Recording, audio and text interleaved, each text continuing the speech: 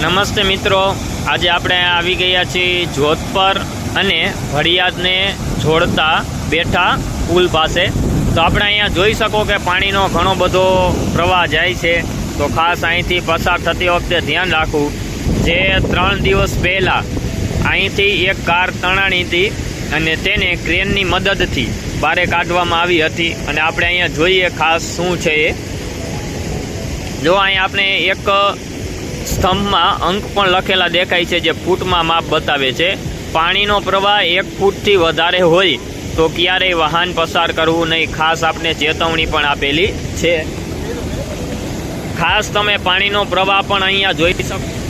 જો અડધું બાઇકનું ટાયર ડૂબી જાય એટલો પાણી, જો કેટલું બધું પાણી છે, જોઈ શકો તમે કે ટાયર અડધા આગળના સાઈડ ડૂબી જાય। જો પાણીના પ્રવાહની તરફ આપણે એક તરફ તણાઈ જઈએ છીએ।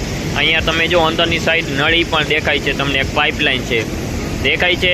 ખાસ ઘણી વખત ધ્યાન ન હોય તો દૂરથી એની નજીક ક્યારેક પેડલ કે બાઇકનું ટાયર આવી જાય તો ઘણા બધા વ્યક્તિઓ આમ તણાઈ અને જતા રહે છે। તો ખાસ આ જગ્યાએથી પસાર થતી વખતે ધ્યાન રાખવું। અને આપણે જોઈએ જે ચેતવણીનું બોર્ડ આપેલું છે એ, અને આની પાછળની સાઈડથી કે આટલું બધું પાણીનો પ્રવાહ આવે છે ક્યાંથી, પાછળનો વ્યૂ પણ જોઈએ।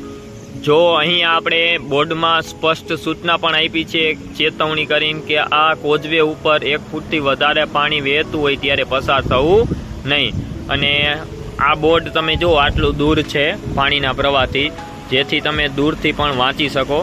અને હજી આપણે નજીકથી એના પાછળનો ભાગ પણ જોઈ લઈએ કે આટલો બધો પાણીનો પ્રવાહ આવે છે ક્યાંથી, એ પણ જોઈ લઈએ। એના પાછળનો સીન છે, બેક જે પાણીનો પ્રવાહ જ્યાંથી જાય છે એના પાછળનો સીન છે।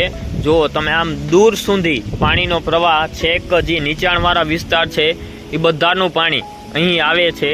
અને અહીંથી ધોધ સ્વરૂપે કોઝવેથી એટલે ખાસ પસાર થતી વખતે ધ્યાન રાખવું કે આપણે ચાલીને જઈએ તો બી માંડ ચાલી શકીએ એટલો પ્રવાહ છે, જો તમે જોઈ શકો।